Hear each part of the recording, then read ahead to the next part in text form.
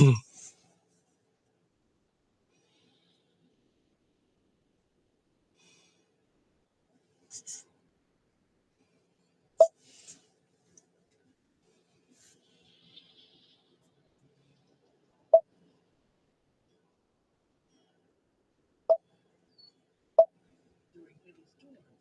final plan is expected January 2027. I'm Donna Border. News and analysis available at townhall.com. From Washington, I'm Keith Peters. Are you drowning in IRS tax debt? I owe the IRS $37,000. Get ready for a toll-free hotline. Take advantage of new IRS tax forgiveness programs that may protect you from IRS collection agencies. They have the power to garnish your wages, put liens on your property, and levy your bank account. Civic Tax Relief can help protect you from the IRS. Civic Tax Relief basically represented me against the IRS, and by the time everything was completed, I didn't owe the IRS anything. Find out about the Fresh Start program that is now available through Civic Tax Relief. Civic Tax Relief's special tax hotline can help you discover all the relief programs available for free. I would recommend anyone who has a tax problem to contact Civic Tax Relief. Just call 800-409-8555. 800-409-8555. Don't wait. Call now. 800-409-8555. 800-409-8555. Tired of that outdated bath or shower but dread the cost and hassle of a lengthy remodel? Let Jacuzzi Bath Remodel come to the rescue with the perfect bathroom remodel at a price you can afford. Maybe stepping over that high bathtub feels unsafe, or you want to add a beautiful...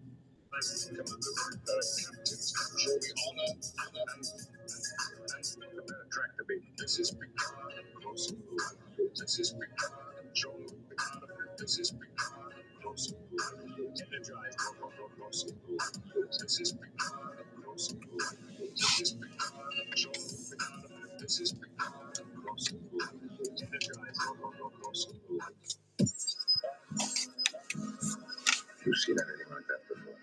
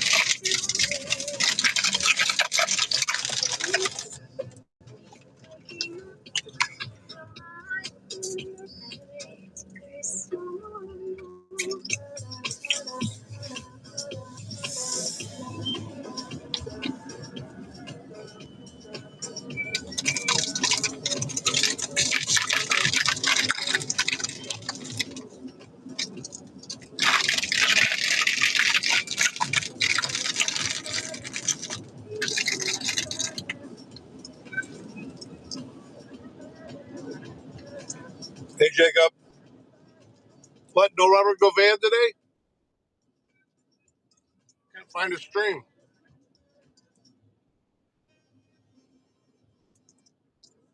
You take today off?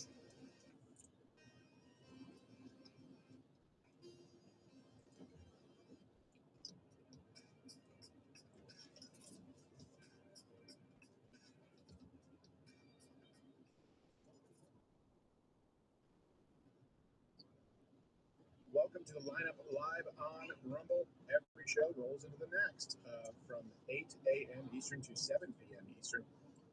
Live streaming Rumble is ground zero for. I guess we shouldn't say ground zero since 9/11, but it used to be okay. Ground zero for live streaming. YouTube was terrorist attacked. Rumble did it figuratively. If I say figuratively, I can say anything that I want. Today we're going to be talking about a couple of things. Hey, there's a female lesbian black pastor who wants to change the Bible and add a third testament. It seems like just a silly segment, but it's actually indicative of what we see in churches across the country. And we'll go through that. Jon Stewart is not only shilling for the UN. We're going to talk about that. I believe she's the president of the UN Assembly. I can't remember her title, but she's a member of the Green Party in Germany, which nobody likes there. She's unelected and wants to be in charge of international relations. Jon Stewart wants to vilify the United States as the worst country in the UN. Why do you think that is? Hint, Marxism. Doug Burgum, actually this is really fast and exposed some NGOs as 100% funded by the federal government with exorbitant salaries. And another installment of why all female podcast advice is wrong. I can't find the stream. It's just bad across the board. Enjoy this on the show.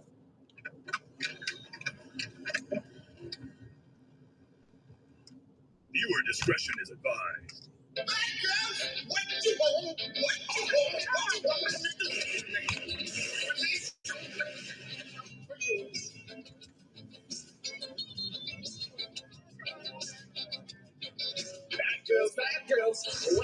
do? What you gonna do when you got you? Bad girls, what you gonna do? What you gonna do when they go for you? Feminist Cops is filmed on location with the brave, strong women of law enforcement. All suspects are innocent until proven guilty in a court of law. 315 confirmed suspect is a 302, over. Alright, so we got 2 warrants out for this guy. He's arrested. He's not coming out, so we're gonna have to extract him.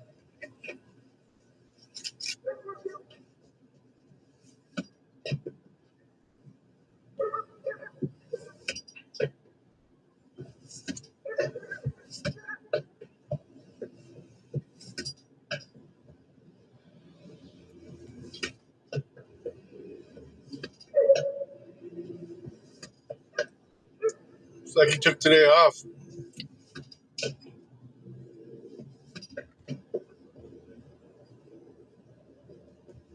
He hasn't streamed since yesterday afternoon.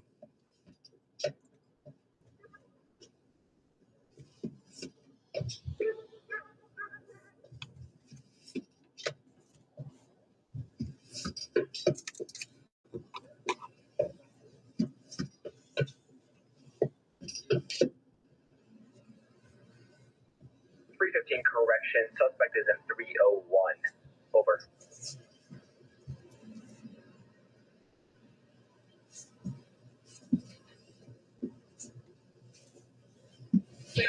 Bad girls, what you gonna do?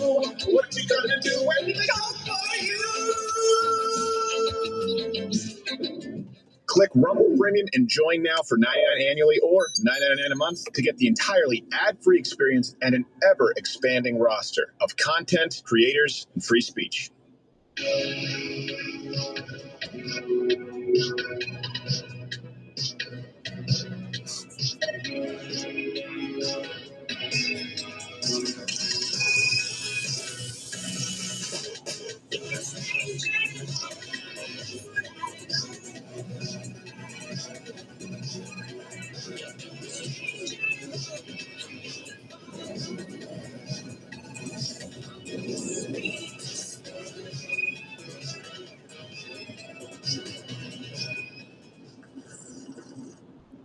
Oh, it just started coming down pretty heavy. I forgot to ask, hey, which taxpayer-funded fraud that's been uncovered has made you the angriest and you would like to see lead to arrests?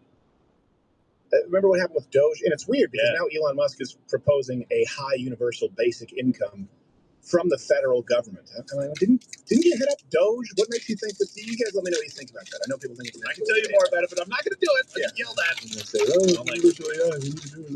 Captain Morgan, CEO, who wants to give away all the money. I don't. I do. No, I really don't. Let's give everyone here universal high basic income to not show up and work. It takes long. I'm fine. How are you? It takes longer because it's nuanced. I get it. It is. Friday and Saturday. Totally nuanced. April 24th, 25th at Comedy Avenue in Lawton, Oklahoma. Not_Firestein and Josh Firestein. How are you? I'm good. Yeah, I don't like the universal income. No, I do because then you got everything's going to go up, price is going to go up, and then the service at McDonald's is going to be even worse. Well, no, they promise that just everything is going to become it's the libertarian utopia, right? Everything's going to become so cheap because of AI, because everyone in charge of AI, they're going to reduce prices and make it more fair for everyone. So that's why universal basic income will work, because everything will be so affordable. We should debate this topic then at some later date. Yeah. I'd be happy to go. Well, you said that Skynet was going to happen 6 months ago. So let's go. Yeah, wasn't that 6 months ago? He predicted But he didn't say by now. Prove it. He didn't say by now. He said by December. What? That is not fair. He did. Yep, he said by December. You said it. So I believe Stephen. Yeah, I appreciate it. Thank you, Band of Brothers.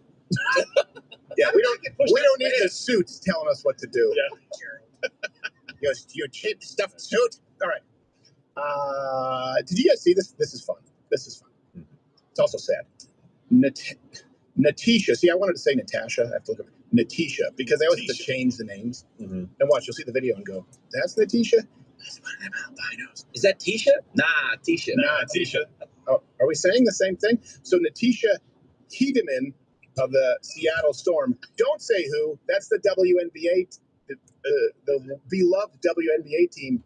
She's just of Seattle. Everybody knows. She just noticed something big, almost unmissable, in Seattle. Well, I'm not gonna lie, I was just sitting on my balcony, and I sat on my balcony like mad times. I never seen it, so I didn't know like what was going on. So I'm looking, and I'm like, is that a mountain? Like I didn't know what this was. I've never seen it before. So I'm like looking around, like kind of confused.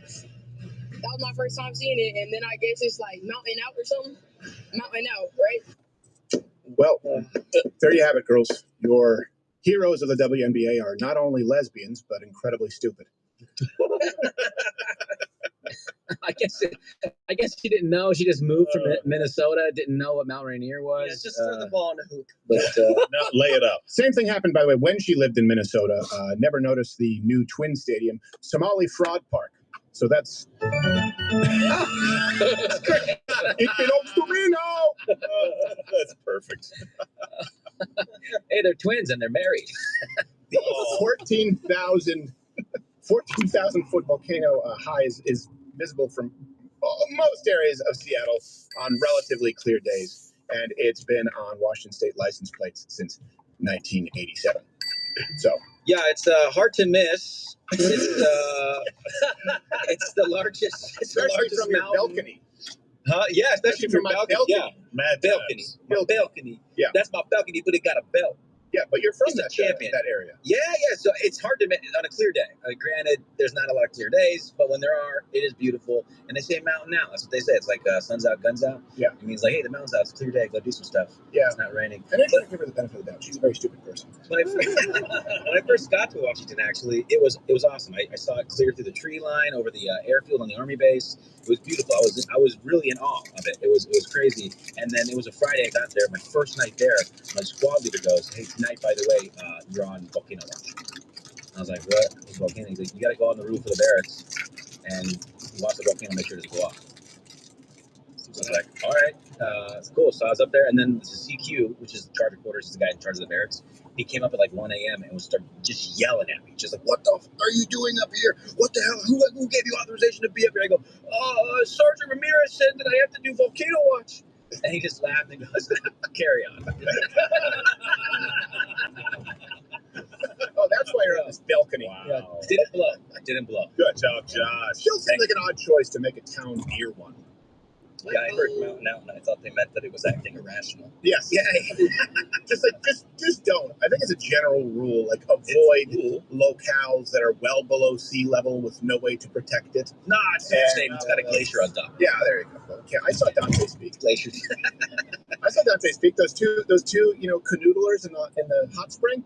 That sticks with me. I will never go in a hot spring. No, you will not. I assume they are all volcanoes that are out to get me. When I got there, they briefed us too. They're like, "By the way, there's not a lot of sunlight. You got to take a lot of vitamin D.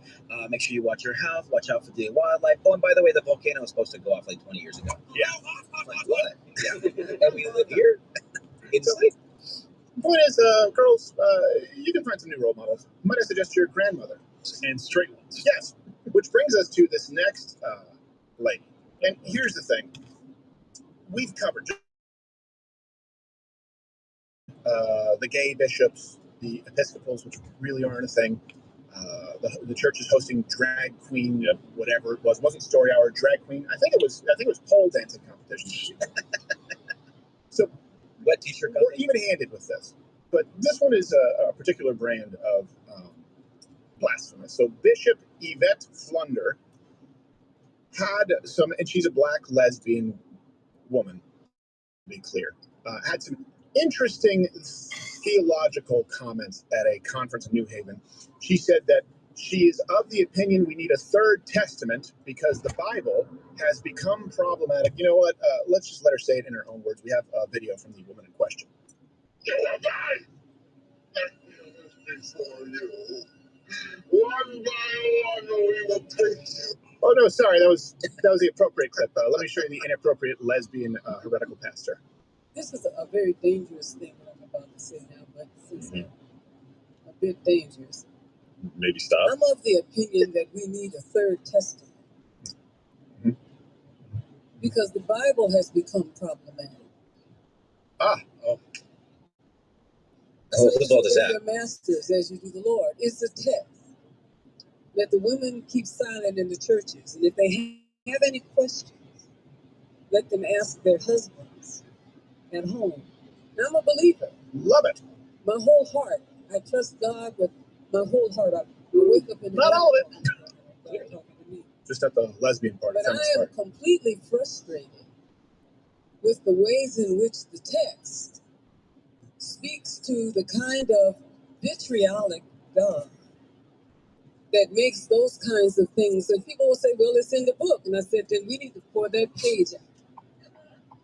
So you're an atheist. They say, well, you can't do it. It's the word of God. I said, no, it's words about God. Come on now. But is it the word of God? No. Pastors are using atheist talking points. I know God. I spoke to God this morning. And I can tell you. You tell us what he said then. That it is not the word of God. It's words that people have for God that justify the diminishing of women, the diminishing of people of color, tearing up the atmosphere. So it's the words about God, not the word of God. Right. It's people wrote about God. So who then is going to write the third testament? One guess. Oh. Yeah. The guy. We need a third testament. The testament. What did God say? Stop ringing me, you nappy-headed hoe. Let's just. John Imus was canceled for it. I'm going to use it. Think about it. This is just the same atheist argument. I don't like this, so I'm going to tear it out. This is the state of modern Christianity. And I will say this as someone who has been a Protestant my whole life, okay? Non-denominational. I've gone to Baptist churches. I really went to any church that I could in Quebec because it's a very unchurched population. It's the same talking points as you would hear from edgy atheists in the early 2000s or the 90s. Let me ask you something. This isn't the word of God. It's words about God. Okay.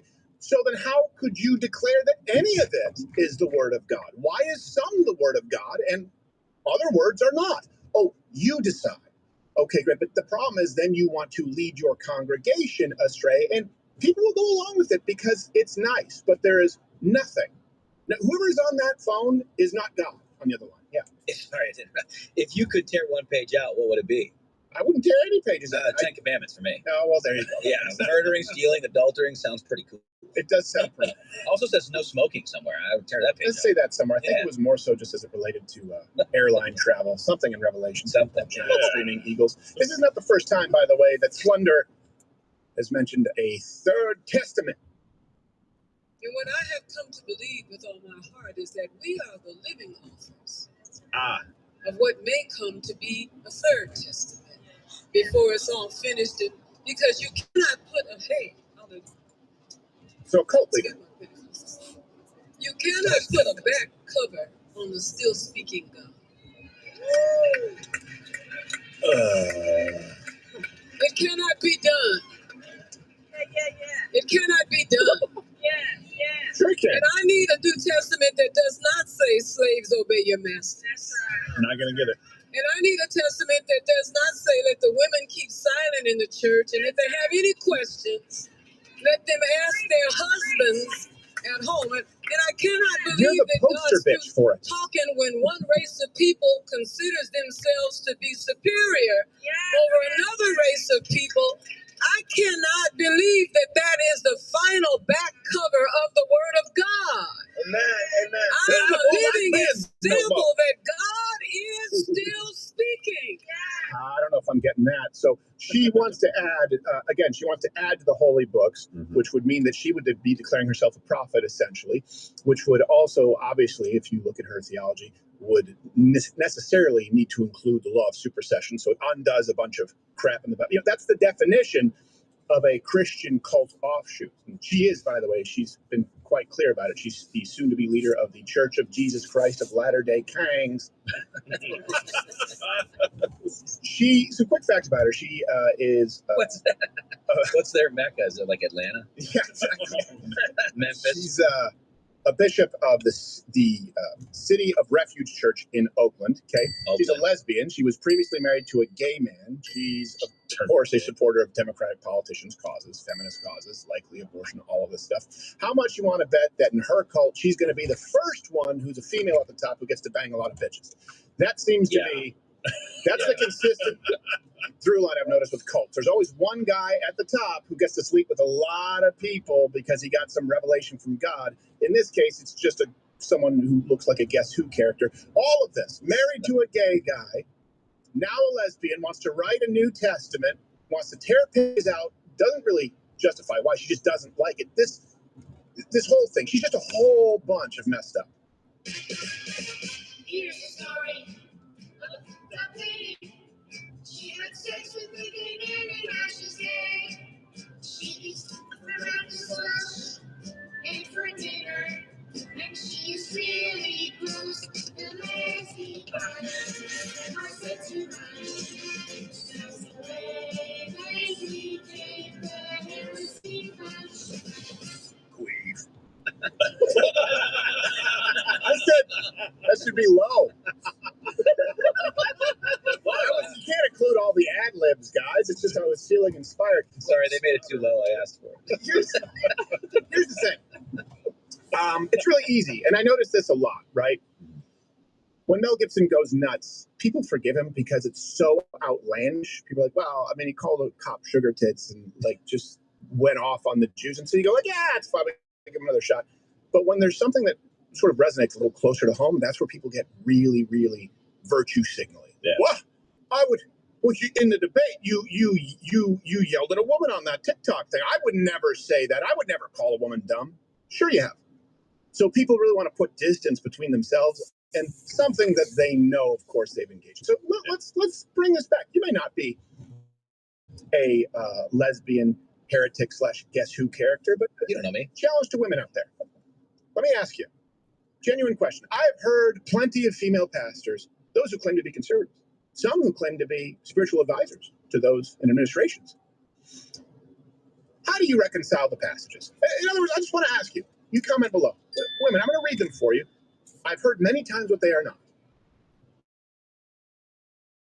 23. Wives, submit to your own husbands as to the Lord, for the husband is the head of the wife, as also Christ is head of the church, and he is the savior of the body. I'm willing to bet that a bunch of you are going to say, yeah, and also it calls to husbands. No, I'm asking you. I'm asking you, the women. What does that mean? 1 Corinthians 14, 34 through 35. Let your woman keep silent in the churches, for they are not permitted to speak, but they are to be submissive, as the law also says. And if they want to learn something, let them ask their own husbands at home, for it is shameful for women to speak in church. Dang. Does that offend you? And if so, tell me why. What do you think that means? And how do you apply it? Show me that there's only one way to be different. Only one way to be different. It really is a binary choice from that lesbian bishop, heretical pastor. What does it mean?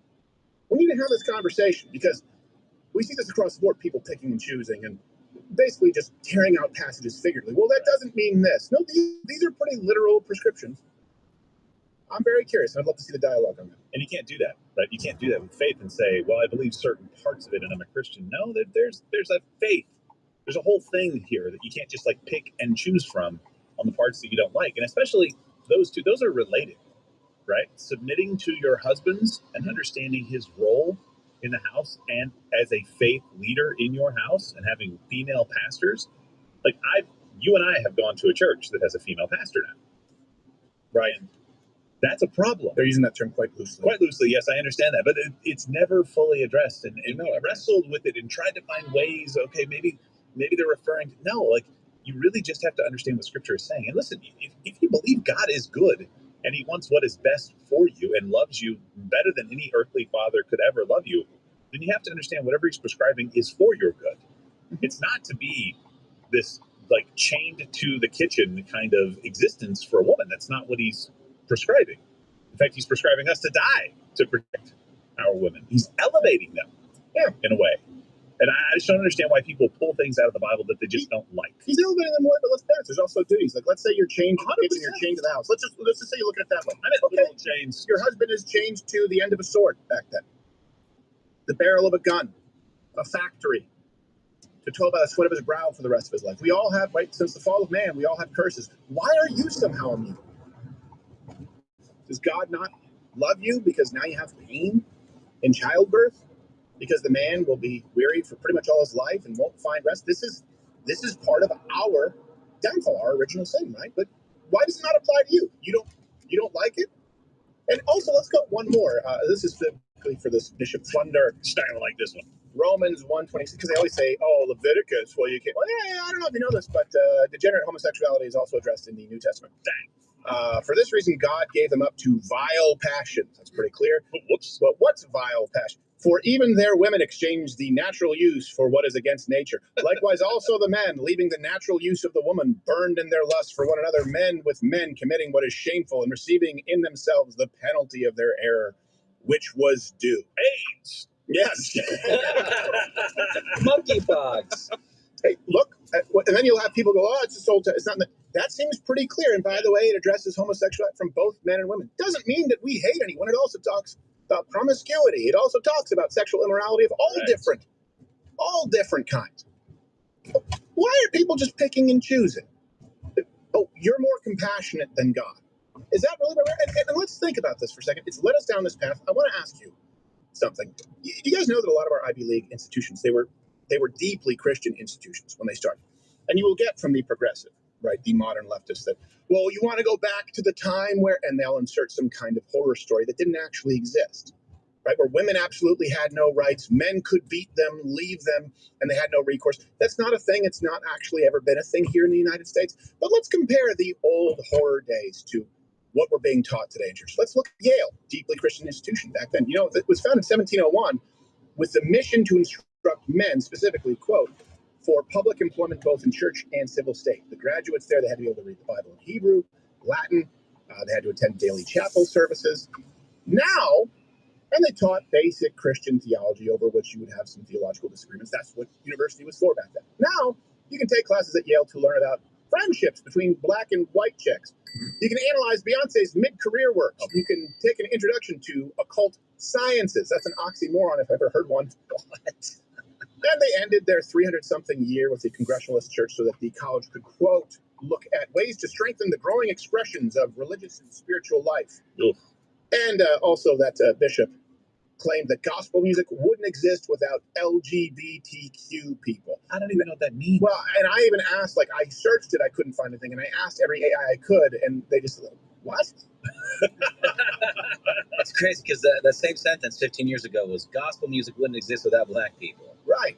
No, it's without gay people. Yeah, without gay people. Does anyone know where this claim is based? Because I wasn't able to find anything substantial. Who wrote Psalms? Was it David? Yeah. Is he gay? No. No, he had a best friend in Jonathan, and people were like, well, see, that's homosexuality. Yeah. It's not. Also, what the left wants to do is they want to rewrite history and go, look at the men used to embrace, men used to kiss each other on the cheek. Men, when they swore by hand under the thigh, that actually meant hand under the gonads, right? I'll do that for you about later. a promise and a blessing. I mean, I'm promising on my entire lineage, my entire bloodline. That's what it meant. But people don't want to go, see, that's gay. So everybody's a little bit gay, and gay has been normal and accepted throughout history. It's a lie.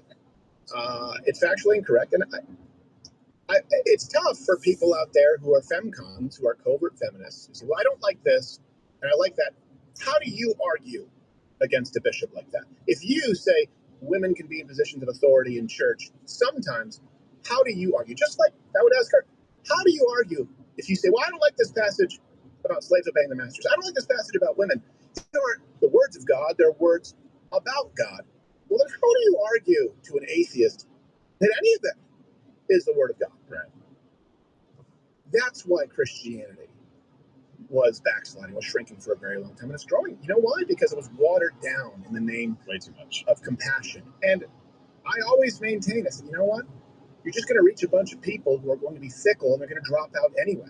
Because the easiest counter argument to this stupid agape Christian perspective, God is just love. I know that an atheist is going to say, yeah, how many millions of people were killed by the God of the Old Testament? And that would be a valid point. You either accept all of it contextually, and that's where study is important, or you reject it. It is kind of a binary decision. It doesn't work otherwise. And no matter what religion you practice, you still, Muslim, atheist, Jew, even, deserve the best vehicle protection plan on the market from my favorite sponsorship ever. It's a long time ago. Yup, it's your worst nightmare. Your car broke down, but that's not really your worst nightmare. More like an inconvenience. I can name you several things that are worse. For example, your car broke down, you're in a bad neighborhood, the corner of Malcolm X and MLK Jr. There are two hobos. They look angry and like they haven't eaten for a long while. It's your worst nightmare.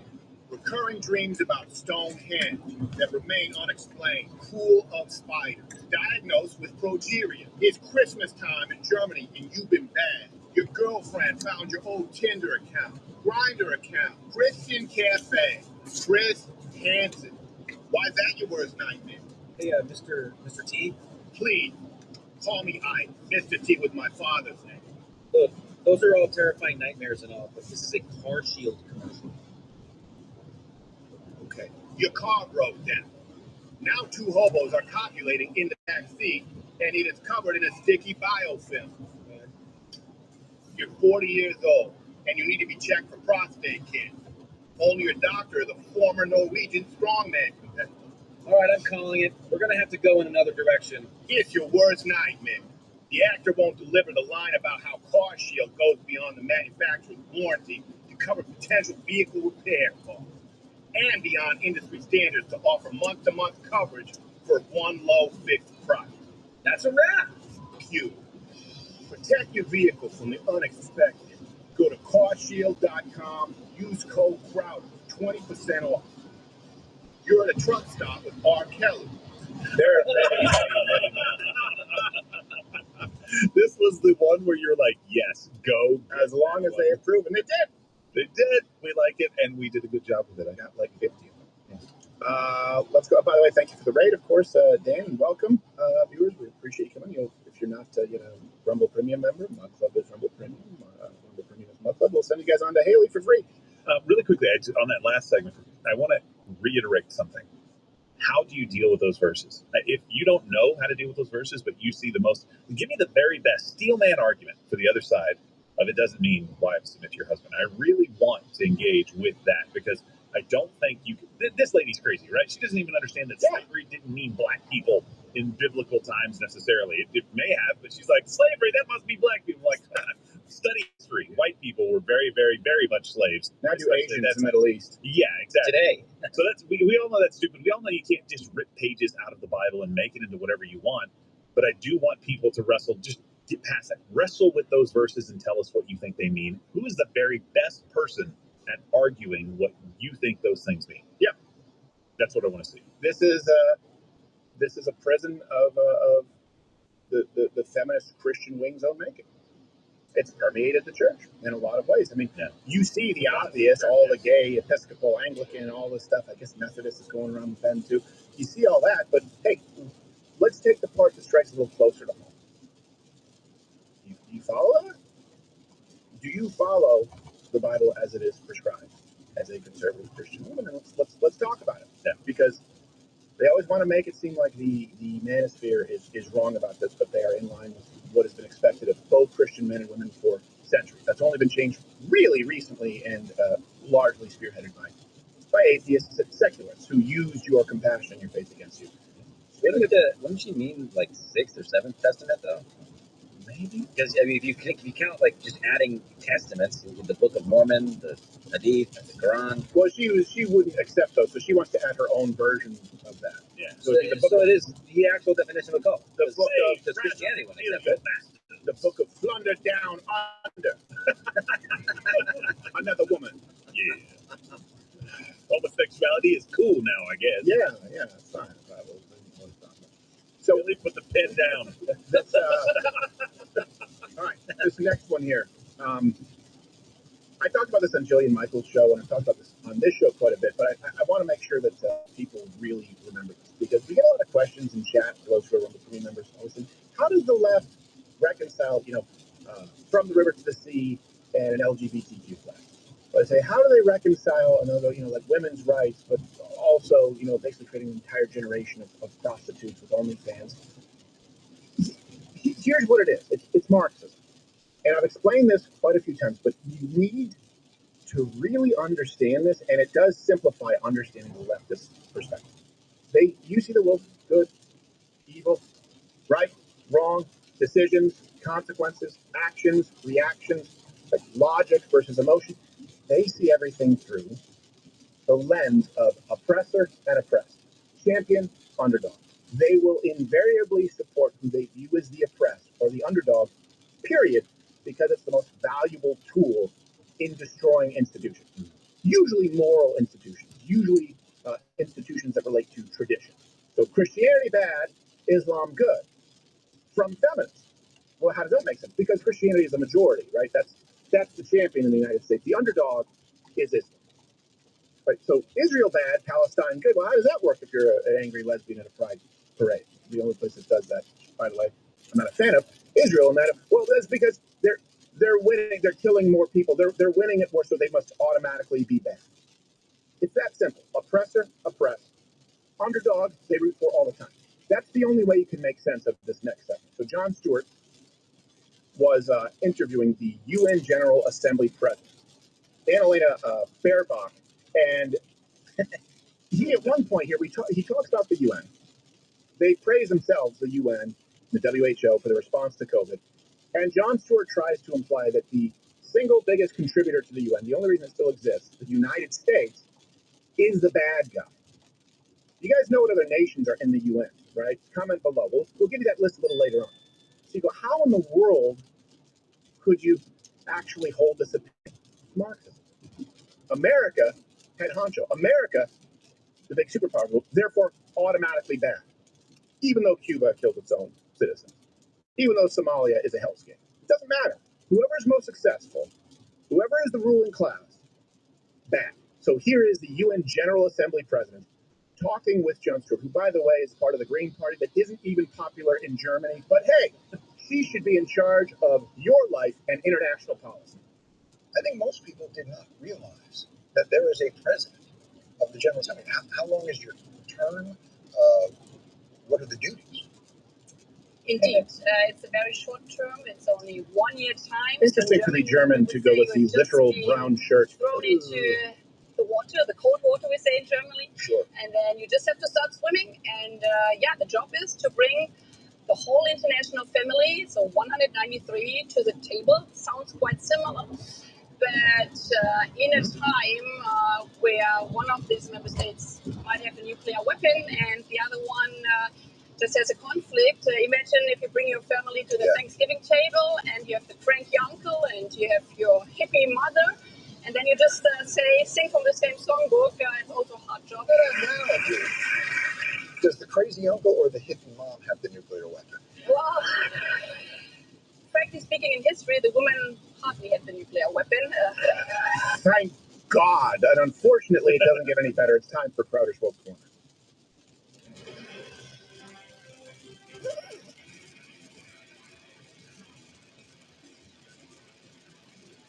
All right, a little backstory. Baerbock is president of the General Assembly's 80th session. It's kind of rotating at the UN. You can check all the references, by the way, for those who are new. Mentioned available every single show. We stream 11 a.m. Eastern. That position is elected by the UN General Assembly. Secret vote, which is always nice, because the left is appointed. Ultimately, appointed. Formerly served as the first woman Minister of Foreign Affairs in Germany and a member of the Green Party that is wildly unpopular in Germany. So it's great to have someone who can't even get not even close to a majority in their own country, but they should be appointed to an international coalition to determine international policy, because that's the left, democracy. So here she explains why there has never been, or really complains about how there's never been a woman secretary general. How many people are you interviewing?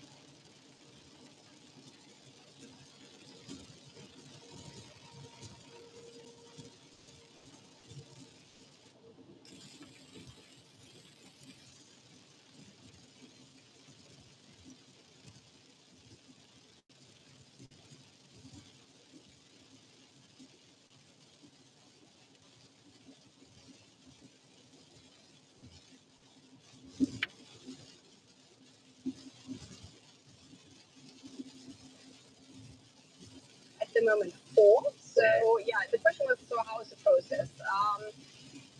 You have to be nominated by a member state.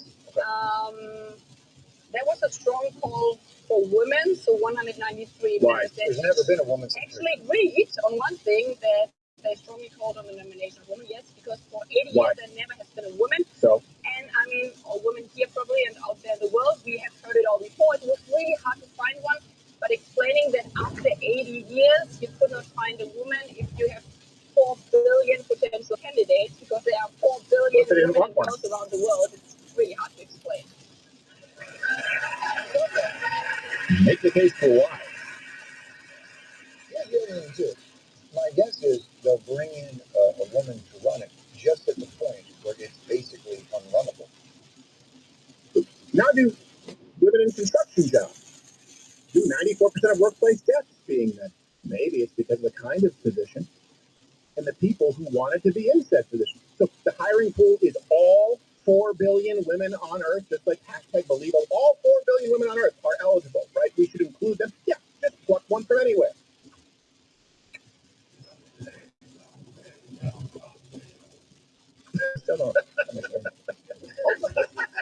There's this whole idea, and have you guys bought this? You've heard this so many times, right? Well, we've let the men be in charge throughout history, and we've had nothing but war. So it's time to let women have a shot. We have. This idea that women have never been in control throughout history, it's just not true. And they were just as cruel. In some instances, people would argue more cruel than male rulers throughout history. Let me give you a few examples. We have Catherine de Medici of France, 1519 to 1589, was nicknamed the Serpent Queen. Oversaw the murder of French Protestants during St. Bartholomew's Day Massacre. That was about 2,000 to 7,000 killed. There's the Reina Bologna of Madagascar. Westerners subjected her own people to forced labor. And by the way, during her reign, half of Madagascar's entire population died. Madagascar, when she was done. It was an accident. There was Empress, is it Dowager Cixi of China, 1835 to 1908, engineered death of at least a dozen rivals, supported the Boxer Rebellion that led to 100,000 people dead. And above it, by the way, you had Park Geun-hye, I think was the name, of South Korea, consulted a shaman during his presidency. That one's just funny to show how Nancy Reagan used a Ouija board. Yeah. So let the women have a shot. Sure, they have this idea that if women are in charge, it'll be stable and there'll be no violence, there'll be no wars. It's not that we don't have the case studies. We have many, and it's just not the case. So this idea that's inherently virtuous, we all want a woman, well, why? Yeah. What if someone said, we just want a man? Why? What is it about being a woman that would make you a better president of the General Assembly? What about it? What about tits would make you better?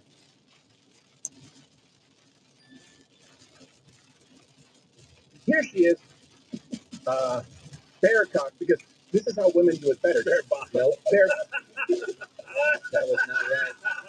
Bear box. Look. I like it when the cock is bare back.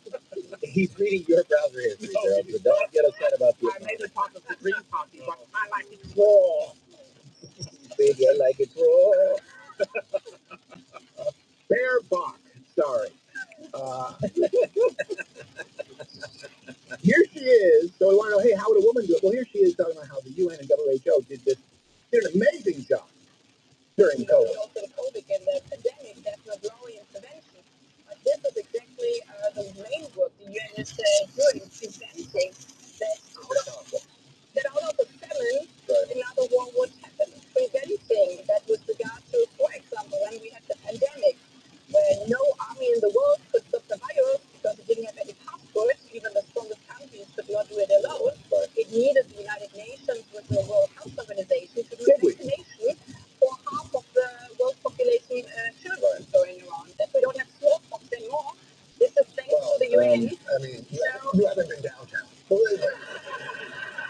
It's Mom Donnie. That was all. So a couple of things there. Everything that she just said is factually incorrect. But she says we needed the UN to give us the vaccinations. Did you though? Let's go with the premise that the vaccinations are good for everybody, right? That it was a panacea. Let's just assume that for the sake of argument. Did you need the UN? Or did you need the single most effective healthcare system in the world that you routinely condemn, who spearheads all medical innovation and new medication? The United States. Did we really need the UN? Did the UN solve the problem? Did WHO solve the problem? So even using that premise, you guys did nothing. You just came in and said, yes, put our name on that. Those 10 people, they have to do it. And then let's go to your actual response. The UN consistently praised China for its pandemic response. And for those of you going, yes, they were welding people shut into their own apartments. And this is the one I keep hearing about. China did this and China did that at the very beginning of this. There were, or we have reports that there were bureaucrats that blocked this, blocked that, but China as a nation did not, step in and block reporting, block this, block that. And a tremendous sense of responsibility and a fear that it would fail, and the personal and collective need to stop this thing. The world, I heard this again and again from average Chinese, average docs and nurses. Well, the word average, I thought they were heroes. And I want to make sure, Anna, that in all the coverage of this and all the way we talk about the country, we do not diminish the work of people, just everyday heroes in the response in China. They're very, very human people. Do you mean everyday heroes like yourself in the WHO, who, by the way, helped set the guidelines for social media, where if anyone actually suggested maybe COVID didn't come from a wet market, but was engineered in a lab and leaked? Do you mean those people who completely deplatformed anyone who was right? Do you mean those same heroes, by the way, parts of your organizations, and of course working hand in hand with China, who had doctors currently treating patients when it was a novel virus pre-vaccine being completely removed from any and all social media platforms? You mean that those kinds of heroes? They were wrong. The international community, the UN, the WHO, and the American left were verifiably wrong on nearly everything as it relates to COVID. They still think, this is how out of touch they are, they still think that you want to pat them on the back and say, great job. Thanks for saving the world during COVID, whereas most people absolutely believe that they destroyed it actively. So, praising China.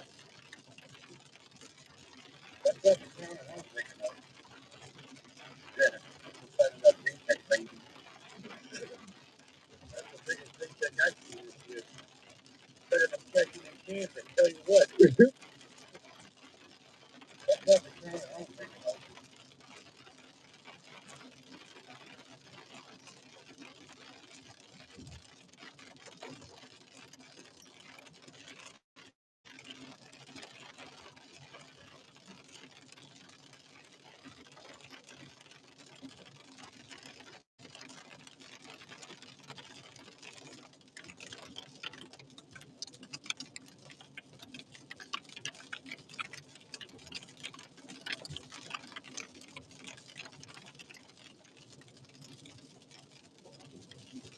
Great.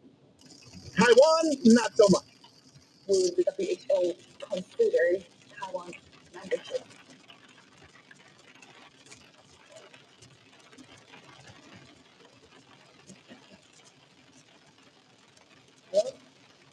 I couldn't hear your question. Okay, yeah, let me answer the everyday hero. No, let's move to another one then. Right. So I'm actually curious on talking about Taiwan as well, on Taiwan's case.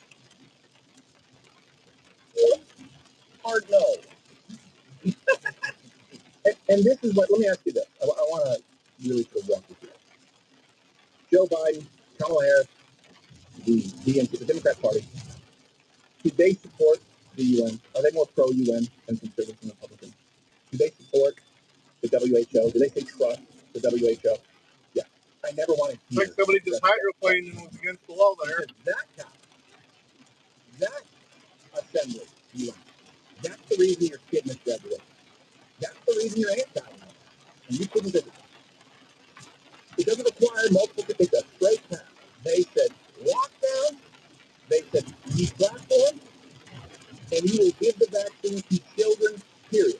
Yeah. They are the reason, and they are unelected, and the left supports it. Just like Fauci, the most powerful man during COVID, and our government at that point in time, venerated, praised in media. You don't love anything as much as the left love appointed, unelected bureaucrats who can directly determine the course of your life. Yeah, exactly. And that was no small thing. That wasn't just a Taiwan. It's bad. There were doctors in Taiwan trying to submit documents and papers about this disease to the WHO at that time, trying to contribute to what is going on and solving the problem, and being rejected completely. Just like doctors in the United States were shut down, made fun of, cast out of polite doctor society, I guess, whatever they have, because they said, hey, it looks like this is happening like this, and we can solve the problem if we do this. Well, they're not everyday heroes, Joe. No. These are, I guess, people that need to be banned. It's those in Chinese government. So just, again, follow the narrative of the left. UN, great. WHO, great. Kamala Harris, not going through a primary, appointed after you were lied about as it related to Joe Biden's cognitive decline for many years, great. None of that has anything to do with democracy, the false bill of goods that they sell you. But then they also want you to know that, hey, and you see this from Jon Stewart, the bad guys are who? I don't know, the bureaucrats. The United States. Who's the worst country right now? I'm the president.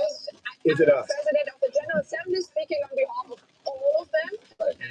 Who would they all say is the worst? Well, obviously, the worst are those who deny dignity from other human beings. Yeah, let's talk about that. Is it us? The only reason that the UN still exists, by the way, the 25-26 budget, $8.83 billion. The United States pays about a third of all contributions. Without us, the UN doesn't exist. Is it us? Are we the worst? You know who else sits on the Human Rights Council, right? While you're talking about dignity? Afghanistan. Venezuela, China, Cuba, South Africa. On the Security Council? Pakistan and Somalia. Bitch. Is it us? You may think the United States is not the greatest country in the world. Got it. Do you really think that the United States denies citizens dignity to greater severity than Afghanistan, Venezuela, Somalia, Pakistan, or Cuba? Comment below. You really believe that? Because if you don't, you need to know that every single one of these people in a position of authority on the left does. That's why when I say there's a Marxist revolution, bang at the gates. I mean it. Just watch what they say. All of those countries. That's right. Pick the two most incest-riddled countries on earth and put them in charge of security.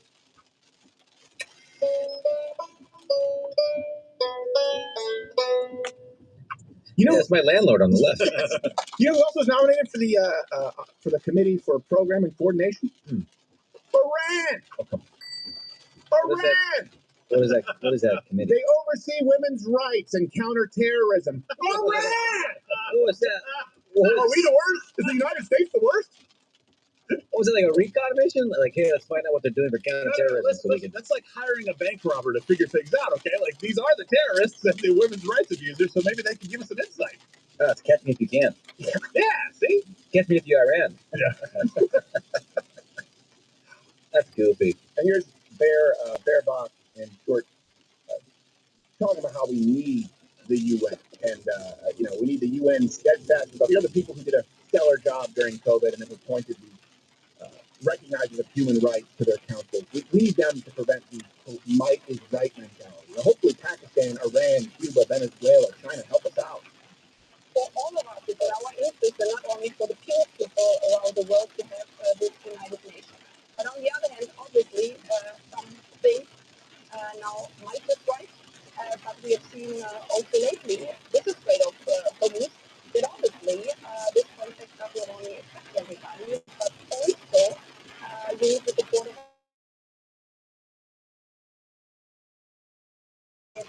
the international peace order, the Charter of the United Nations, is a life insurance for everyone. And nobody could see them silencing peace if we would expect that a bigger neighbor can just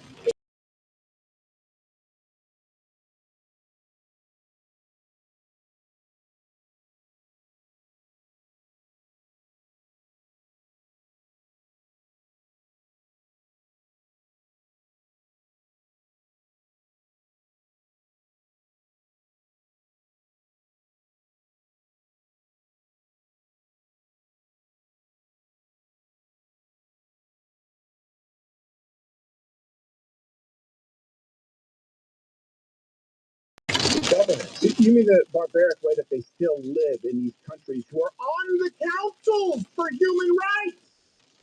Oh, could you imagine if a country just invaded another? Yeah, by the way, UN, hey, how many sanctions did you pass on Russia? Zero! Zero! Oh, man, they tried. But U.S. is the worst, who, by the way, appropriated about $180-something billion in funding, which, by the way, I'm against. But the UN said, could you imagine if a country invades another country and look at the Strait of Hormuz? This is why we have to, but you don't. And this is the idea that might make trade. What do you think would happen if Russia or China was a genuine imperialist power or colonialist power? Without, by the way, the checks and balances that you see exclusively from the United States. The nation in the UN can do it. You'd have no rights. This is important because the left acts as though, is that a trans on CNN? I'm sorry, I'm very distracted. If not, then that's unfortunate, and I feel bad, but not that bad. Now, Looks like the Sphinx. the left, they're moral relativists. They believe that, well, what's moral is really what society determines. That's why they want to deconstruct gender. That's why they want to deconstruct the nuclear family.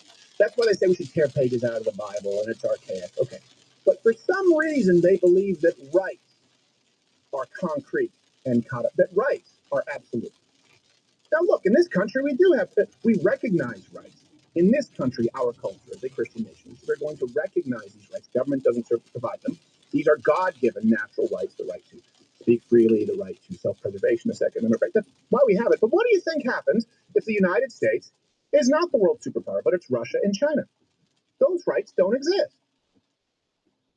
Rights don't exist if you can't enforce them. And the UN can enforce nothing. Ever. Yeah, but they do believe that might makes right. So we've addressed the military component of this, but Jon Stewart should be smarter than this. What about the economic might of a nation? You can use sanctions. You can do all kinds of things with your economy to kind of control the region around you, or even potentially the world, right? But what about going a step further? The left believes in might makes right. It's when they're in power. Yeah, they do things. The UN and the WHO did things specifically against people who said, no, this is a terrible idea. All of medical history has shown us that this doesn't work, especially going back to the plague during World War I. We know this won't work. We have to do something else. And they still did it because their might made them right. They just like it when they're in charge. Yeah, exactly. That's exactly right. They said, oh, can you look, this might make it right. They can't. Let me ask you this. During COVID, why were people, let's just point to Canada, Australia, where they actually had camps? How were people escorted from their houses in central quarantine? So the government did it. How'd they do that? By men with guns. They did it with might. Correct? In China, they did it with welders. Yes, in China, they did it with welders. You don't have to leave. No. So they're okay using their might. Why? Because they believe they're inherently virtuous, even though they can't declare what a true moral absolute actually is. A woman like this, Johnson asked, is the United States the worst? Where we have a president who was elected with a mandate, to be clear, in a transparent election this last go around. Is the United States the worst? Can you believe this might makes right when the United States throws its weight around? You have this lady, for contrast, UN General Assembly President, who's a member of the Green Party in Germany, that, by the way, only gets 13% support in Germany. Compared to the AFD, 26%, the most popular, and she will be in charge of making decisions that will be enforced upon you by an international committee that you didn't elect and don't even represent people of their own country. And how will it be enforced? Is by a mic within your board. So what they really hate is having mic. The United States having mic that extends beyond our group. Because just like we took the king, no, we're not going to do that. We can do the same thing with the UN. You're not going to rule over us. We don't have to fight a revolution. We just have to cut the purse string. They are completely useless. Completely useless. By and large, because they can't tell you what a moral truth is, a moral absolute, and they can't tell you how a right is actually enforced. You guys, if you think we're off base, but this is what the, don't ask yourself what the left would do right now. Ask yourself what they would do in considering themselves. We've seen it. Canada, Australia, the UK. What the UN proposes. It's evil. It's absolutely evil. Time for us to get out. Yeah, long. It's also time for us to get out of the segment. But, often people, they take super chats to me when they get out of the segment, and then they start dropping trowel. Right. They're like, hey, come on, but we don't do that. We don't do that. We don't take, you can either join, subscribe to Rumble Premium or not. It's your choice. But we do the reverse. We stuff it in your drop trowel. Time for reverse super chat. And today, the 50 free Rumble Premium subscriptions that were just gifted in the chat, brought to you by Blackout Coffee, where I created my own blend. Go to blackoutcoffee.com/Crowder. Use the code Crowder for 20% off, and try the Strange Animal Brew. It's all we drink here. It took a long time to put it together, but you can get other stuff flavored coffee, if you're like a luxury pastor. If you were just gifted us the he's an attorney who is also a delegate running for the Virginia 47th House District. And so shout out to Ren Williams for bringing us this report.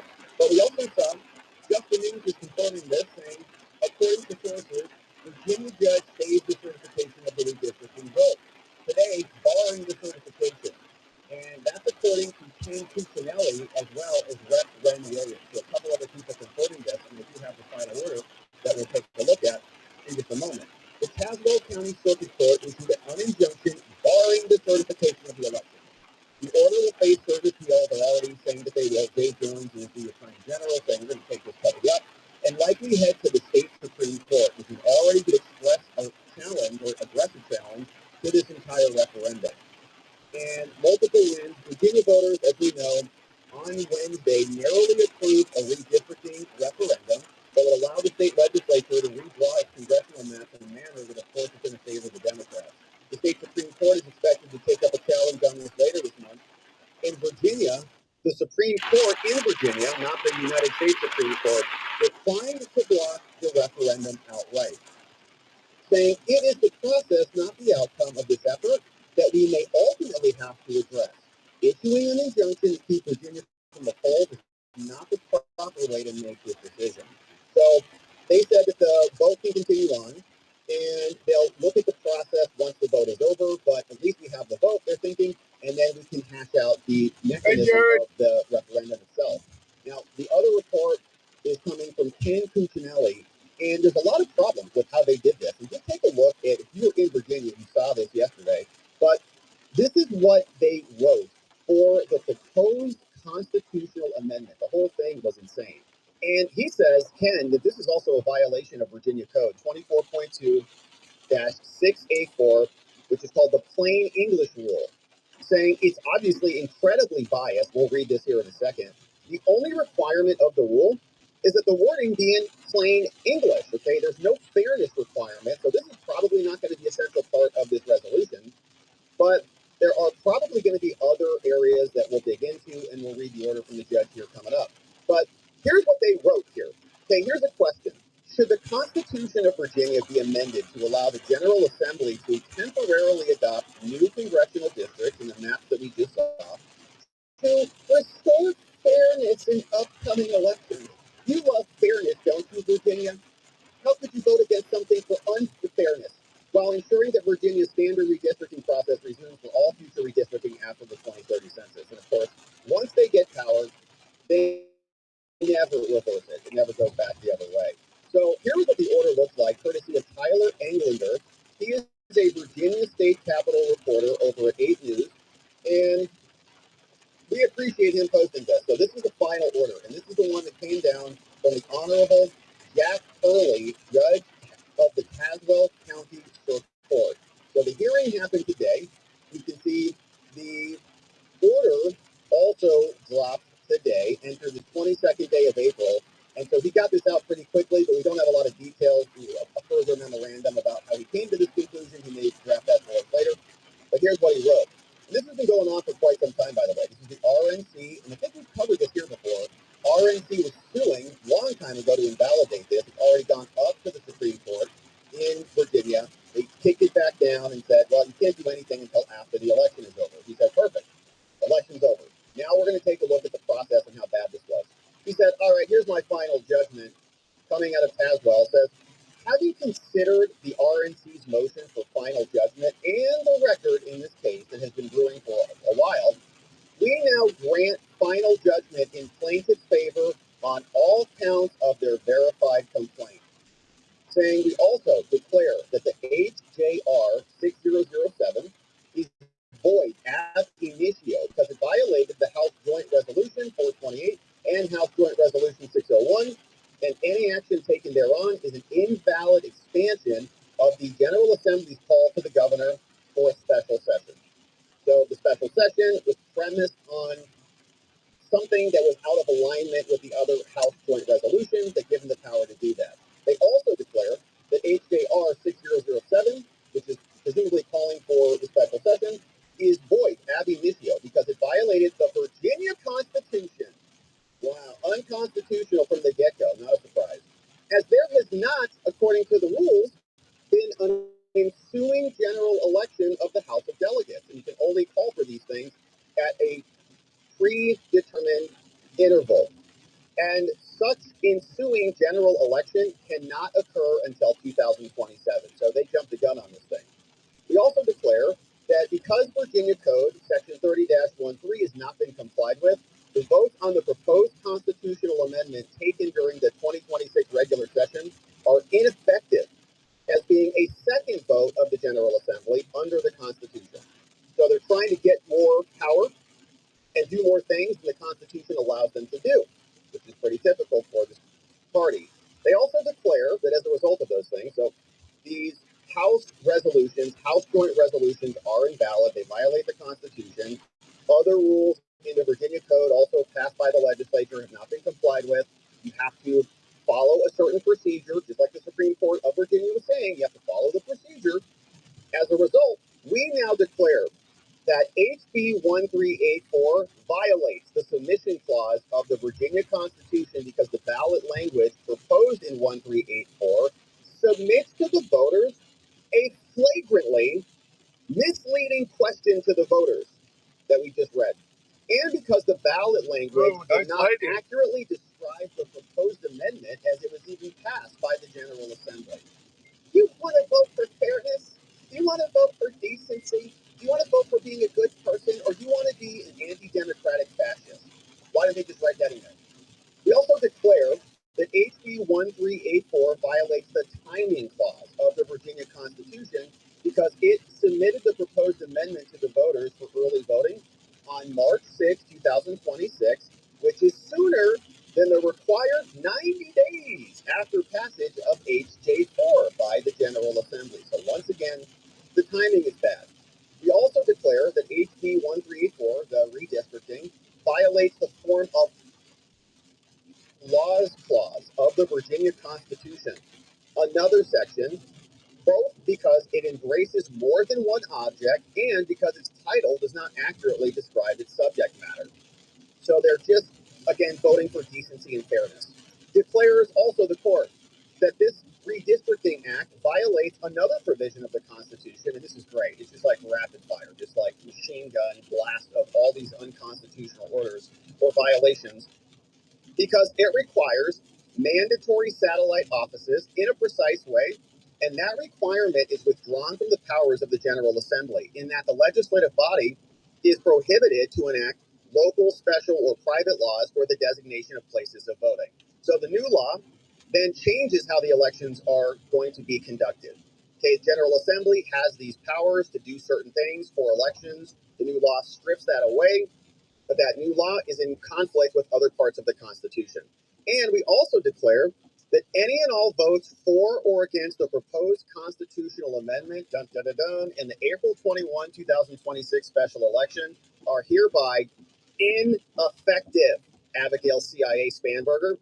And so accordingly, the court finds that all plaintiffs have standing to obtain declaratory and permanent injunctive relief, so the RNC can be here. They're allowed to file this complaint. They've done that.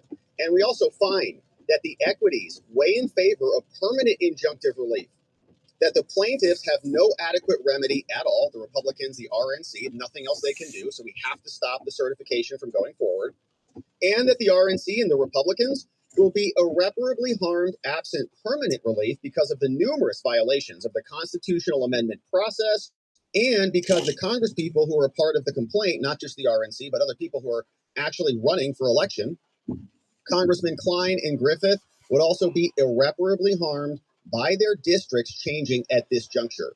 And this is very important because we're in the middle of election season. And we've got primaries coming up. We've got the general election in November. And we have this very important concept called the Purcell principle, that if you start changing things too close to an election, you can't do that. Ultimately, the courts have said that. This is a violation of the Purcell principle because it's too close and it causes voter confusion and it disadvantages the people who are not ready for the changes because they're operating according to the old rules. It's like you're in the middle of a sports game and you're just like, well, now we're going to count this as a goal. Like, well, you just scored all those goals. Illegal.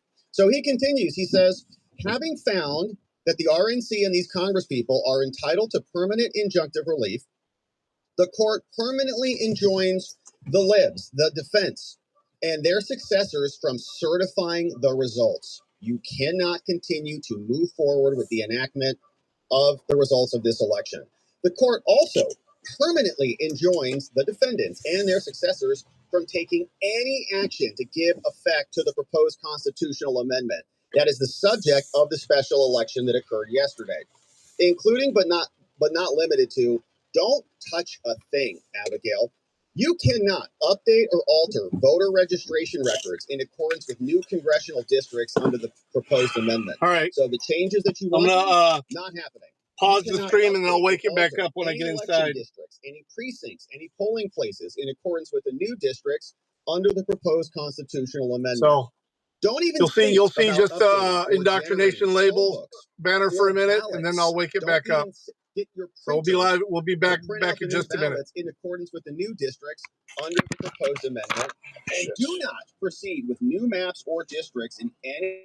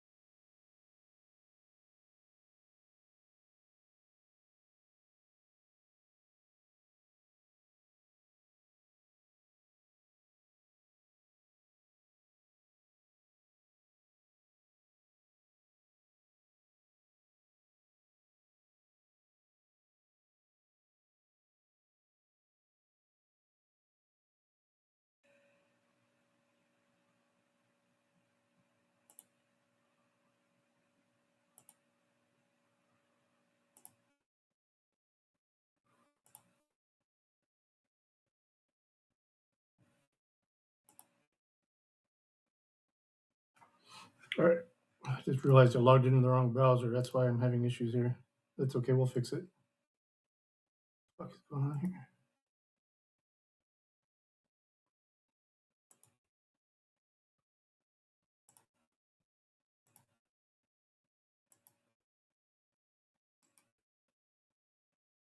What the fuck is this?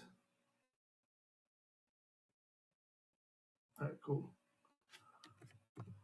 We're back on what we were watching.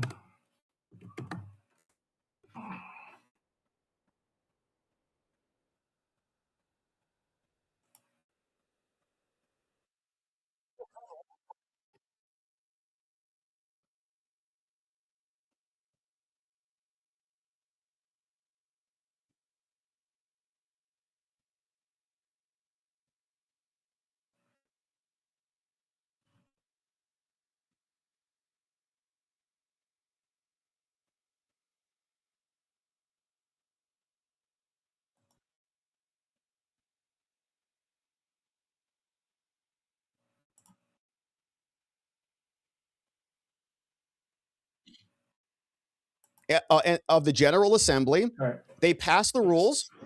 So this cannot count. HJR 607. That's not number one. And then you come back and say, well, we'll just have another vote on it. This was passed after hundreds of thousands of Virginians had already voted in 2025. And this did not comply with the notice requirements. This is void ab initio, and that cannot be substituted or submitted to voters. But nevertheless, what did the Democrats do? They still are proceeding as if it's valid. They have ordered the defendants, everybody listed there, all the county recorders, all of the election officials, to, quote, conduct an election for the purpose of taking census of qualified voters of Virginia. They've ordered them to answer this following question: are you a decent person or are you a fascist? Vote yes if you're a good person. Vote no if you hate America and you're a fascist. Early voting is set to begin. This occurred back on March 6th. And even if this were beginning at the appropriate time, these are unconstitutional, and they're not starting at the appropriate time. Because the election must be scheduled not sooner than 90 days after passage, the earliest that voting could have started on this was April 16th, and they didn't do that. Early voting started back on March 6th, and they banked a lot of votes, actually, by the way, during that interim. Tons of the blue votes came in on the, what, of course, we know it, early ballots. Even if the special election were beginning at the appropriate time, these actions are unconstitutional. No election can be held based on the proposed constitutional amendment. This is void ab initio. And even if it did contain a valid proposed constitutional amendment, the ballot question does not submit the amendment to voters. It presents an entirely different question than the joint resolution. It fails to inform the voters that the proposed revision results in the loss or the restriction of an independent fundamental right. You have to do that. It does not tell Virginia voters that the amendment that they are considering strips them of their constitutional right. The ballot question asserts a misleading statement, if not an obvious falsehood. The whole thing's fake. Restore fairness. Are you a bigot? Which one? If anything, it destroys fairness. It strips half the state of their votes. It is the product of unfairness, and the whole point of it is to increase unfairness. It does not restore fairness to allow for the creation of districts that unduly favors the Democrats. Fairness and democracy and, justice, these are words that they have completely perverted. You hear them say democracy. It means democratic dictatorship. They want more states to have all branches of government in perpetuity, just like California and many other West Coast states. It doesn't restore fairness to replace a nonpartisan redistricting process through an independent commission with a partisan one through a body that is made up of only one party. It doesn't restore fairness to submit a proposed amendment to the Virginia voters that is a blatant abuse of power. And if submitted to the Virginia voters, a citizen could vote in favor. What happened? Oh, what a weird, awkward place to freeze. Purports to, quote, submit the amendment to the people less than 90 days after it cleared the legislature for the second time. The Constitution requires at minimum 90 days. Yet under this, voting on the amendment will begin on March 6th. That's less than 2 months after the mid-January passage. And finally, HB 1384 violates the Constitution because it combines multiple objects into a single piece of legislation. In addition to providing for the upcoming election, the bill purports to change the rules for venue in constitutional cases and to abolish a notice provision because it unconstitutionally embraces more than one object. Again, null and void. And the judge, in his order that we just read, basically was like, yep, you win, win. Checking the boxes on all these. Emergency relief is needed to ensure that voting on this at least occurs no earlier than 90 days. Emergency relief is needed to prevent the transmission of a defective proposal that violates the Constitution. And so we'll hit the highlights on the rest of this, but parties, of course, RNC, they work to elect Republicans. We've got other candidates. The NRCC was in here.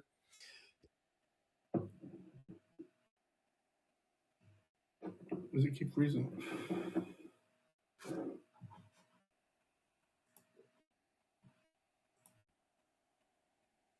To prevent the transmission. He's gone. So they've all got appropriate standing. Now, all of the defendants are the Virginia Department of Elections, many Board of Election people here, all listed here in Virginia, all the big names. The court has jurisdiction. We're in the right location. So the judge in Tazewell can actually do all of this. Now, the commission was already in existence. They redistrict every 10 years, but that wasn't good enough for them. And so in 2022, 50% of the Virginia voters voted Democrat, 47 voted Republican. It's a 50-50 state. 2024 was almost the same. And so what they did is commandeer this. After they got power, they commandeered a special legislative session to ram through a redistricting amendment, even after the 2025 election had already begun. They got super majorities in both chambers of the General Assembly, and they went right to the governor for a special session. In its application, the General Assembly said, that the special session would consider only such matters for the special session. It convened, they passed a procedural resolution, nearly unanimous margins, and a year and a half after they convened this, many months after the other session, they then sought to circumvent these limits. So they passed some rules, and then they went around their own rules. House of Delegates, again, came back 2025 to propose another constitutional amendment to strip the redistricting committee of its constitutional authority. In a letter to legislators, Speaker Scott purported to call the Virginia House of Delegates into a special session. But the House of Delegates did not consider a budget bill. They didn't follow the standard session. On October 27th, the Speaker and the Democrats introduced Joint Resolution 6006 to expand the scope. Then they introduced this HJR to modify the congressional districts. It would divest the redistricting committee. Then the new General Assembly convened. All the technical details. This new amendment would redraw everything. It would flip it from 6 seats and 5 seats to 10 seats for Democrats, only 1 seat for Republican. And they wanted to make this a partisan victory. The map gives Virginia the most aggressive gerrymander of any other state in the country. 46% of Virginians who voted for this will get just 9% of the seats. They have no qualms about this, right? They play like crackheads. You all started it and we effing finished it, said some lunatic called Democrat Senate President Lucas. The map was proposed to flip it 10-1, and the whole thing is illegal. It appropriates a bunch of money that they can't appropriate, mandates a bunch of things that they can't mandate in various sections. And if you don't stop this, it is going to wreck the state in many different ways. So there are various claims that basically the judge said you win on all of them. They say, we want you to say this violates the intervening election clause. Got to have one general election before the others. They didn't do that. And count 2 was this violates the submission clause. They won on that one. It continues on, saying the congressional districts in the upcoming elections is also misleading. The ballot says it would restore fairness, but it definitely did not. This ballot question violates the submission clause. It fails to inform the voters that they're going to lose an independent state right, which is to have a representative in Congress. Bunch of Supreme Court precedent and all of it being submitted. Timing violates the Constitution. As we saw the judge explain, there's a special 45-day limitation. It requires early voting for 45 days before, and they started voting before the 90 days had expired. Count 4 violates the form of laws clause under the Constitution and embraces multiple objects. Many other subjects are in there. It should be one subject, not a bunch of subjects. Here you see they list them out. The second object is submitting the amendment. The third object is the repeal of this. The fourth object is a venue transfer.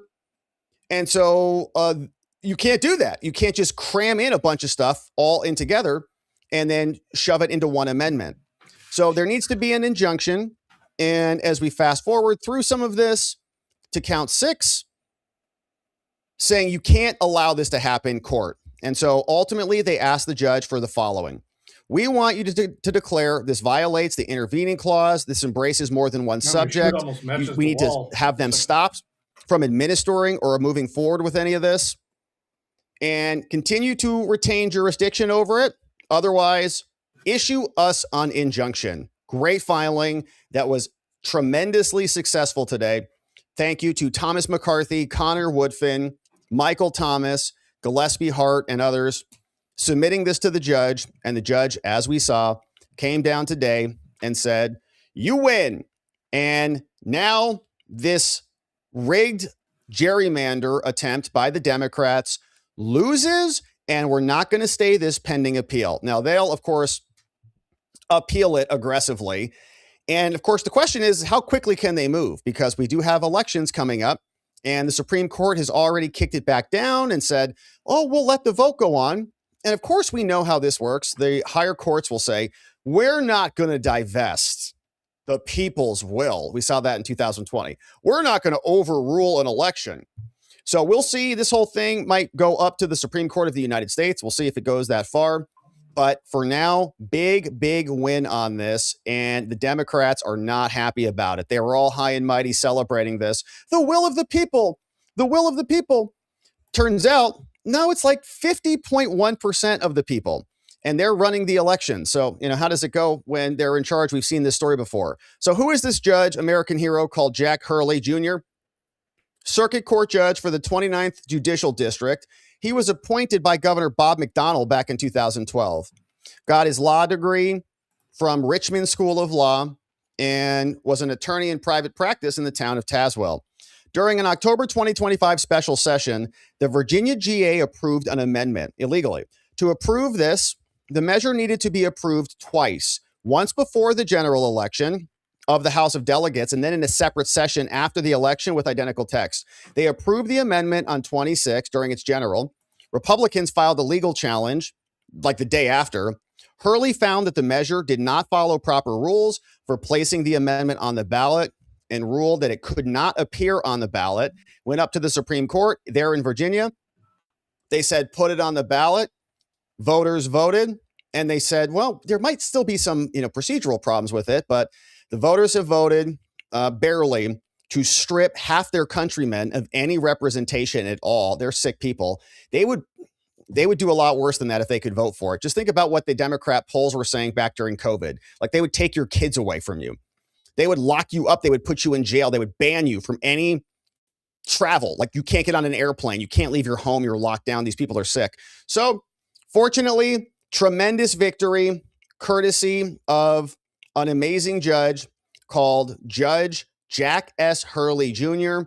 They're going to appeal it and put a lot of effort behind this, but we're going to keep our eye on this one, and any other memorandum or any other filings that drop on this, we'll be here to cover it. So their fleeting victory is for now paused, hopefully in perpetuity, because they don't play by the rules. They try to cheat every single chance they can, and this time they got stopped. So we'll keep our eye on this one.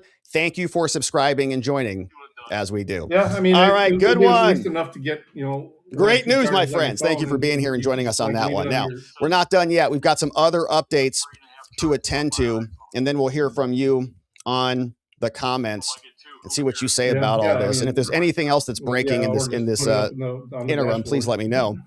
But speaking of Be cheaters, careful with that, Act doing Blue that, though, because that employees actually are has some now of those pleading the Patriot fifth. They don't want ones, to answer any and questions about it their got so hot that criminality. the Act battery Blue, one of stopped the on it. biggest Democrat fundraising organizations in America, All billions right, of how dollars much is coming it? in and being siphoned off into Democrat candidates and causes. Oh, that's not bad at Probably all. That's not bad at some all. money going into Virginia and their efforts to steal All elections right, and representation away from their fellow later. citizens.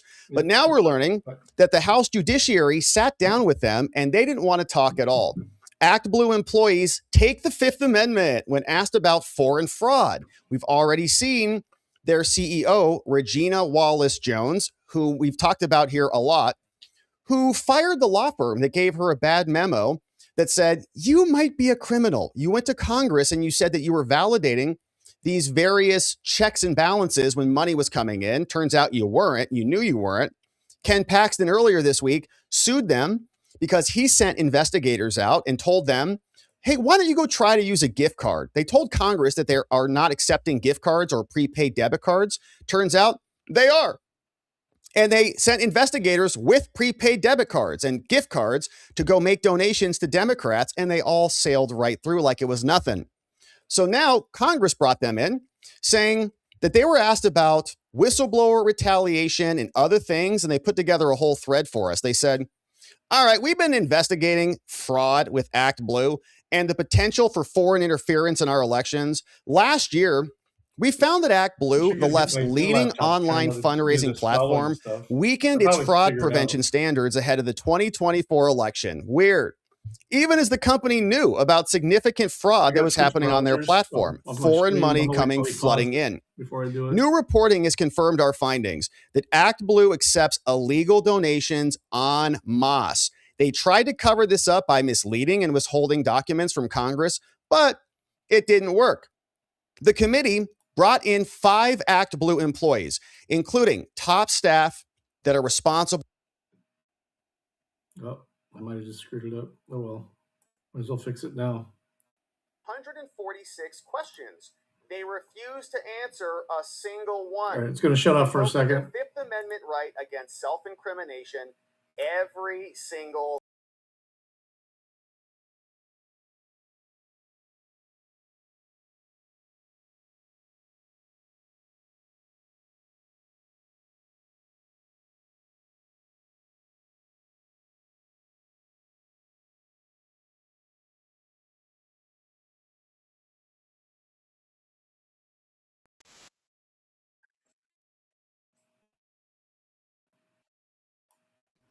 Have Act Blue executives ever instructed you to allow more fraud on the platform or weaken Act Blue's fraud prevention defense? Simple yes or no. Anyone instruct you to commit further fraud? Just say no. Instead, I plead the fifth. Got it. Here's another one. Have you ever been a part of a conspiracy to launder foreign money into fraudulent donations for campaigns using Act Blue? Just say no. They can't. Senior workforce flow specialist says, I'm not answering your questions because I might go to jail. Zain Ahmad, he's one of the lawyers. Another one. Did members of Act Blue's legal and compliance teams leave Act Blue after the 2024 election because of the platform's inability to prevent fraud during previous election cycles? Can you just say yes or no? No, he can't. I decline to answer that. So it's over and over. They're all very nervous and panicking. These weren't hard questions. Just take a look. The committees sought testimony from Act Blue employees to ensure that American elections are free, fair, and decided by Americans alone. But they all refused to answer even the basic questions. But that's not all. New internal Act Blue documents disclosed for the first time show that after these allegations of fraud and misconduct rocked the platform in early 25, everyone of Act Blue's legal and compliance team, they all quit. They were fired or they went on extended leave. It started back November 2024. Act Blue fired general counsel called Darren Hurwitz. He received a generous severance package and promised that he would, quote, cooperate with Act Blue in connection with any current or future investigation, including ours. Here is his name, Severance. How much was it? Woo, that's pretty good. $168,000 to get the heck out of here? Wow, it's not too bad at all. So we see he was signing this. And part of his severance was future cooperation. Upon reasonable notice, the employee agrees to cooperate with ActBlue and its legal counsel in connection with any current or future investigation or litigation relating to any matter with which employee was involved or of which employee has knowledge. Did he do that? Let's find out. After his departure, Aaron Ting, who previously advised ActBlue's fraud prevention team, he became the interim head of legal. He was offered the full-time job. Did he want to stay? No, he didn't. He left ActBlue. His resignation letter, which ActBlue continues to improperly withhold from Congress, stated that he was leaving because ActBlue leadership refused to address grave concerns about its past practices for screening political donations from abroad and its past representations to Congress regarding foreign donations and related matters. So he's, again, warning them. You guys are violating the law, and it's been brought to your attention multiple times, and I can't stick around. After Ting quit in 2025, last year, February, Zain Ahmad was the only lawyer left there. He reported directly to Regina Wallace-Jones. In one of his first acts, he forwarded information about ActBlue and her misconduct over to the board of directors. Later that day, boom, he's out. He goes on a suspicious leave of absence and was locked out of his email for violating company policy, which is warning the board about ongoing crimes. In an internal message that has been withheld from the committees, Ahmad, the lawyer, the last one, he alleged that he was being retaliated against for making a whistleblower claim. Here's what he said. Furthermore, in an incredibly alarming development this week, our only remaining legal counsel on staff posted in a Slack channel and alluded to possible violations of our time off and leave policy, non-retaliation policy, and whistleblower protection policy. Their message was swiftly deleted from the channel without any acknowledgement. We find this deeply unsettling and disturbing and part of a growing pattern of volatility and toxicity stemming from current leadership, all covering up their crimes. Now, later that day, he was gone. One ActBlue employee quickly called it blatant retaliation against Ahmad. She told Candace King, the top HR official over there, that the situation was sad and people are outraged. King eventually relented and let Ahmad back into his accounts on one condition, that she could spy on his emails and keep the cover-up intact. So here, Candace, someone says, this whole situation is sad, avoidable, and preventable, especially with so much important work to do.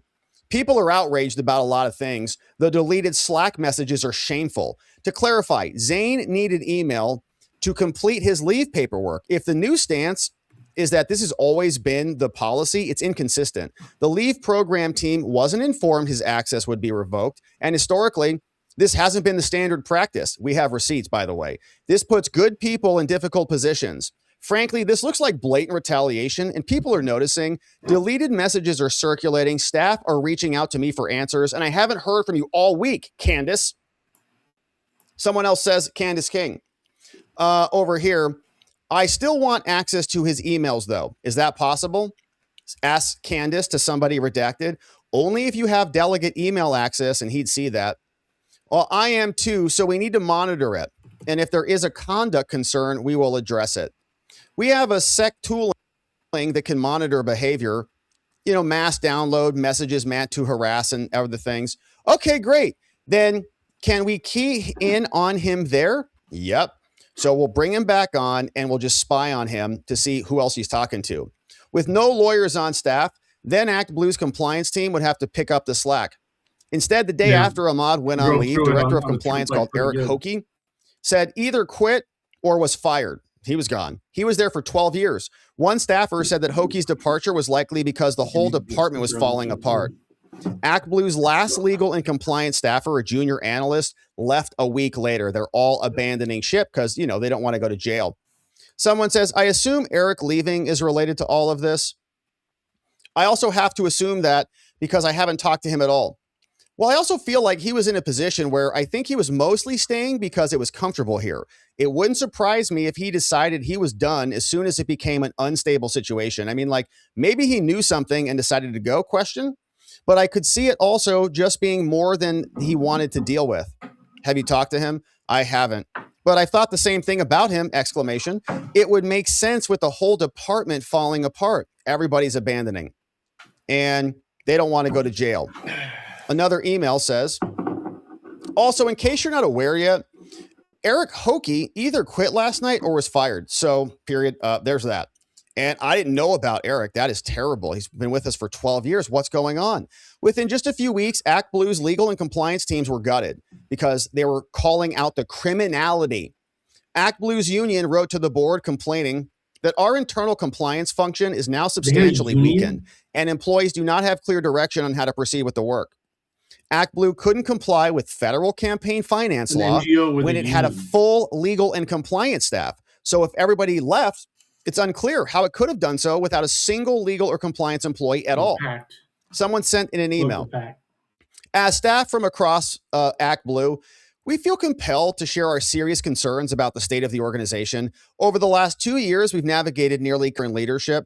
The dramatic uptick in the last few weeks was indicated an alarming pattern here, making it difficult for us to do our work and eroding our confidence in the stability of the organization. In the last few months alone, we've seen the departure of the following leaders: Darren Hurwitz, Alyssa Twomey, 14 years. This other guy, 1 year. Aaron Ting, 15 months. These other people are gone. In the hyper-partisan, tenuous political climate, the organization is under increasing scrutiny and is the target of bad faith political attacks. And so with this context, we're particularly concerned about the departure of leaders who focused on legal and compliance work. They were out of legality and out of compliance. So they're gone. Those of us who work with our legal team in our day-to-day do not have clear direction on how to proceed. We have not received information on who's going to step into these roles at all.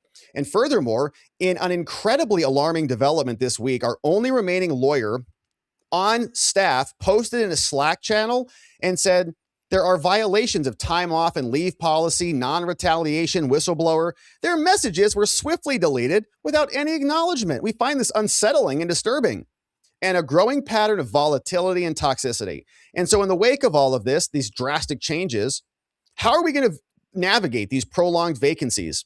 So we're being held to increasingly punitive standards for our work, and it's demoralizing and distrustful. So Judiciary says, add it all up, the story is very simple. They accepted illegal foreign donations. They misrepresented its fraud prevention practices to Congress. They withheld documents responsive to subpoenas. All three of those are federal crimes. Maybe they'll be indicted next. We sought answers from the Act Blue compliance and legal team, but they all took the fifth 146 times. We'll continue to work on all of this. They released